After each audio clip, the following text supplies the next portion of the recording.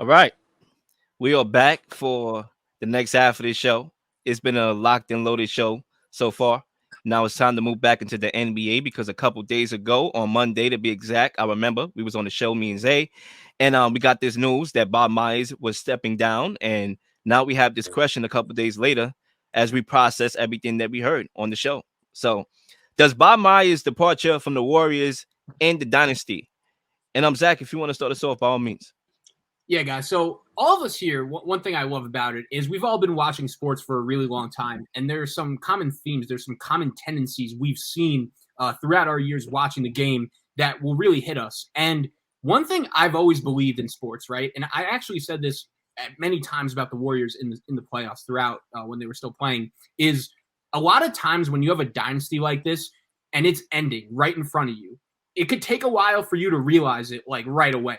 And I think that's kind of what's happened for me, at least with the Warriors. I mean, I didn't expect them to beat the Sacramento Kings in round one. It was a pretty impressive job, them finding a way to win that series. We know what ended up happening to them against the Lakers. But honestly, as crazy as this sounds, and I'm not trying to diminish this by any means, like I thought the Warriors caught some breaks. They caught, a couple of things went their way in order for them to win that championship last year. And I'm not trying to diminish it, but they played the Nuggets in round one without Jamal Murray. Like if Jamal Murray plays in that series, what happens? If Ja Morant doesn't get hurt in the next round against the Grizzlies, what happens? And then they play the Mavericks in the conference finals, the same team that missed the playoffs this year. And then they played the Celtics in the NBA finals, the same team that we just saw go down 3-0 to Miami, the most inconsistent team in the NBA this season. So I think there were some signals to me that this thing could be coming to an end. But there are a couple things in particular, I think, that a couple moves that Bob Myers made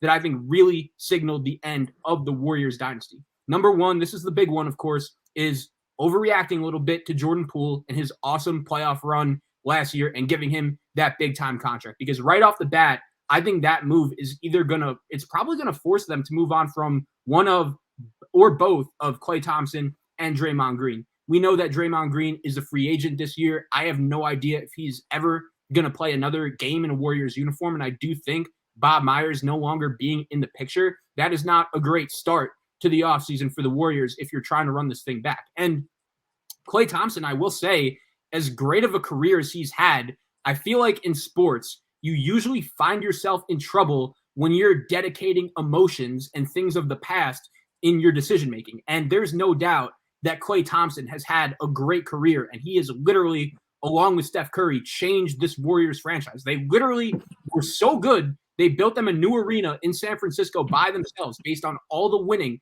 those guys were able to do in Golden State. But it's pretty clear to me, and we saw this in the playoffs, that right now, I don't think Klay Thompson is good enough to be a second option on a team that tries to win a championship. And that's an issue. If you're paying him based on everything he's done in the past and not what he's done this year, like that's an issue. So those are the first two things that come to mind. And then also it's the drafting. Like there aren't many teams in the NBA that could afford to have as big of a miss with the number 2 overall pick when they could have had LaMelo Ball or Tyrese Halliburton and a couple other really good players. They took James Wiseman, who is now on the Detroit Pistons, and they traded him for Otto Porter. Like that is a pick that not a lot of teams could recover from.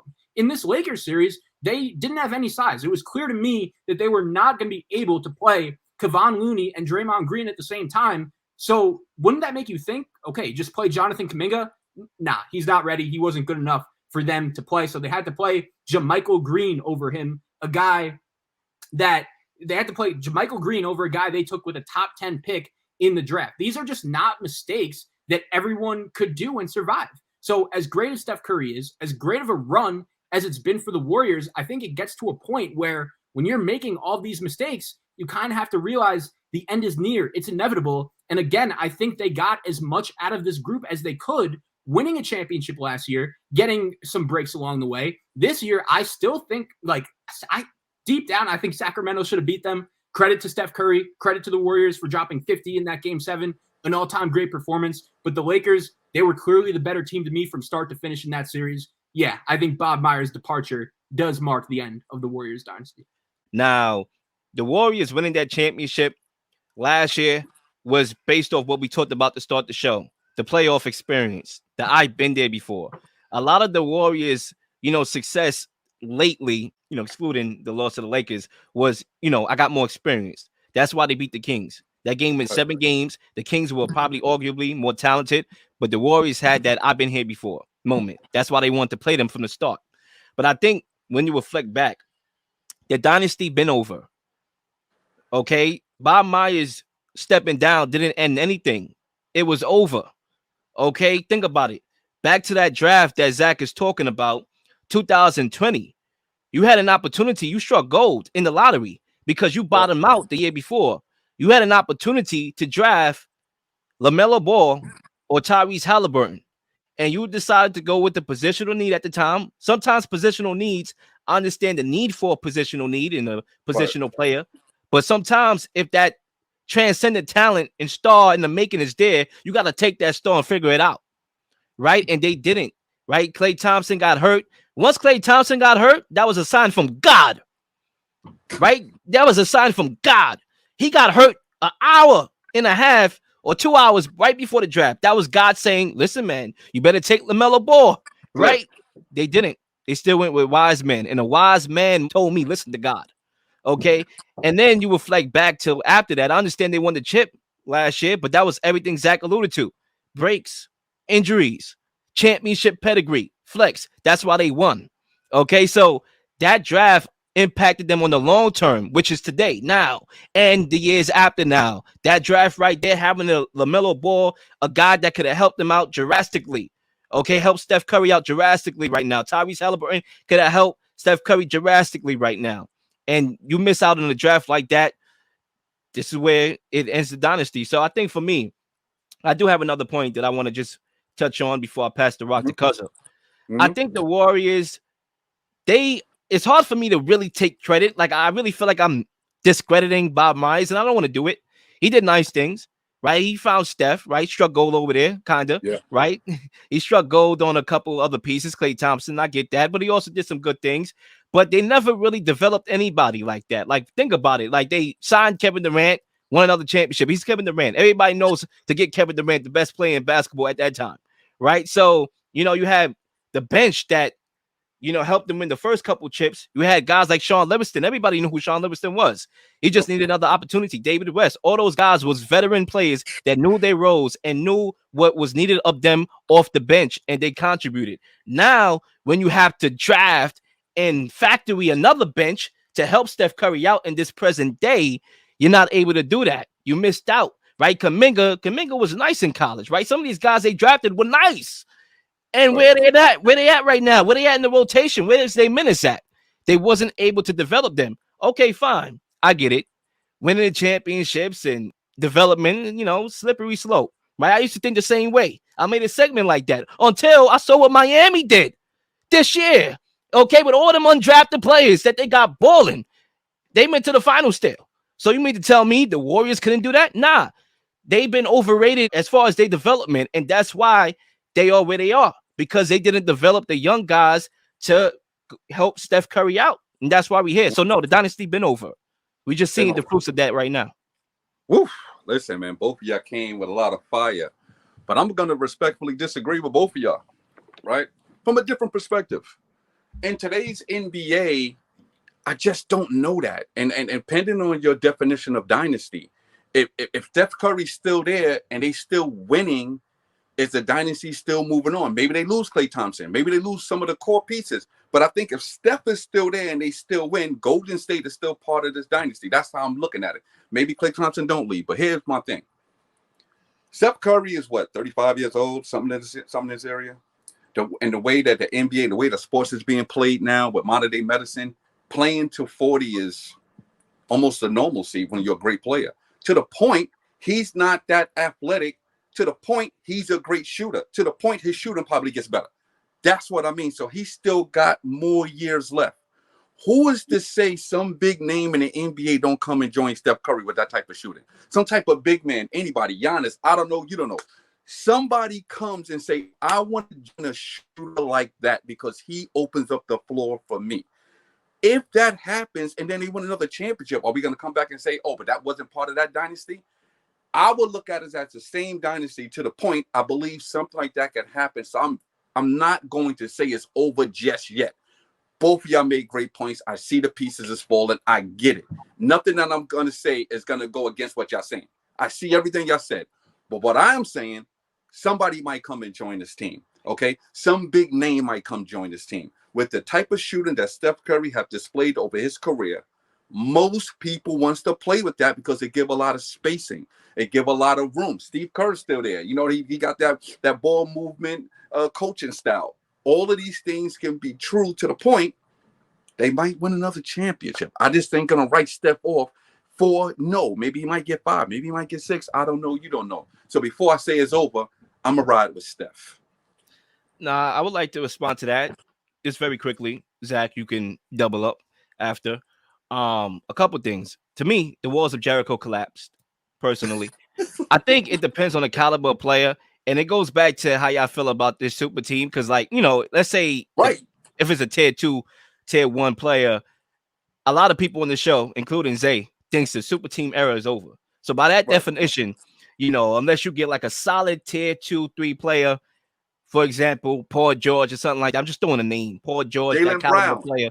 Jaylen Brown, potentially. Then, yeah, you know, I can see a scenario when you have Steph that you will still be able to win a championship. I just don't think that they'll be able to win like next year and the year after that. I think if they win a championship ever, I'm not saying they're never going to win another championship. It may be in a sporadic moment, like how it was last year. The year before last year, they were bottoming out. Then they won a championship. Like, I could see it like that. As far as dynasty, the dynasty been over. They won back-to-back a couple years ago. Then they won with KD back-to-back. No, I think they won one. Then they lost one. Then they won another one. Then with KD, they won back-to-back. That was a dynasty. The dynasty ended when he left. They went to 5 straight NBA finals. Exactly. They went to 5 straight NBA and finals. when he left and they missed out on that draft and they was bottoming out, that's when the dynasty ended. I see your point. So to Fred's point, I will say too, I honestly thought like the Warriors dynasty might have been over when they traded D'Angelo Russell and a couple picks for Andrew Wiggins. Like, and then they won a championship only a few years later. So I do agree. It is very hard to count this group out based on their pedigree, based on everything they've done. But like, Fred, I'll ask you, man, like, I know it's clear over and over, and we've been watching these playoffs, like the regular season, in my opinion, it's never been more irrelevant, right? But I think the Warriors might be an exception to that, considering every time I watched them during the regular season, especially on the road, they just didn't care. Like, they looked disinterested. And that was something very weird for me to see from a team that has done so much winning. And I mean, was anyone like a couple months ago at the start of these playoffs expecting Bob Myers to go? Like, I'm now hearing rumors that Steve Kerr might, you know, take over in the front office role and they might be looking for a new coach, or he might be going to San Antonio to replace Greg Popovich, his mentor. Like, Thompson and Draymond might be gone. Like, besides Steph Curry, I don't really know what this team has right now, which is an issue. And of course, they could always add a Giannis or a Jaylen Brown and be right back in that conversation. But I'm hearing even different things now compared to 2 years ago when I said when they traded for Wiggins. That's when I really thought this was over, and they found a way to counter that and win another ring. Like, I'm just hearing and have some concerns now that I didn't even have back then. Right. I listen, this is what it is, right? Until Steph Curry is buried, it's hard for me to say that it's over. Because if you give him a complimentary piece, you give him a second tier or a number 1 tier player with his shooting, which is not going to diminish over time, because shooting is not part of the athleticism that you need to play basketball. You know, that's the skill set of basketball, not the athleticism part of basketball. It's not going to diminish. You put a solid player around him. I'm just looking at Steph Curry as the centerpiece of the dynasty. And if the centerpiece ain't moving, I still look at it as they got a shot to win, and I will still add on to the Golden State dynasty. That's how I view it. Now, I think to just kind of like rebuttal that in a way, not that what you said about Steph is wrong. Steph is the best shooter in the world, and not only the best shooter. Sometimes I feel like that's disrespectful, even calling him that, because he does a lot more than that. Right. I think a lot of it was, you know, he had a very good playoffs, and it still didn't matter. Like, we saw what he did in Game 7, 50-point game. They won that game, right? We saw what he did the first round, the second round. It still didn't matter. That's where the help comes into play. Basketball, as much as it's very individual based, it's team oriented. You need a bench. Absolutely. Jordan Poole is massively overpaid. He's doing a lot of dumb stuff. God. You know, taking a lot of garbage shots, right? That step should be taken at the end of games. You look at Wiggins, you know, what happened to him? He upped this game. The reason why they won that chip, one of the reasons was because Wiggins played out of his mind last year. I said to myself, he looked like a bootleg version of Kawhi Leonard. And that's not disrespectful. Right, Offensively offense and defense. Offense and defense. Lock up the number one offensive option, and you be the second number one option on the offense. So they were doing that. But when you look at their roster, you got Draymond Green. Is he going to come back? Who knows? I don't know. That's the heart and soul. They call him the heart and soul. So now you took the architect out the picture. We can't lose the heart and soul either. And then you talk about those valuable coaches on the bench, like the Mike Brown, who took the job for the Kings, and then maybe Kenny Atkinson get a job this year or next year. You're going to lose a lot of pieces, and you're not getting any closer right now. So that's why I think it's over. No, listen, man. Again, y'all make great points. It's really hard to debate it. I'm not going to call it over until Steph is buried. Like, if Steph is gone, then I'm like, all right, it's all right. Fred, one last question to end it. Give me a number. Give me a percentage of your hopes and what you think the Warriors' chances are of winning another chip before Curry retires. I'll give you a percentage. Because it's Steph, I give it a 60% chance because I think other great players want to play with Steph, that type of outside shooting. Please like and subscribe for all the up-to-date content. You've been slinging shows left and right, slinging content left and right. Please don't miss anything. If you do, like, subscribe, leave a comment, or leave a question, something you may want to answer, something you may have. All ideas are great ideas. Nothing's a dumb question.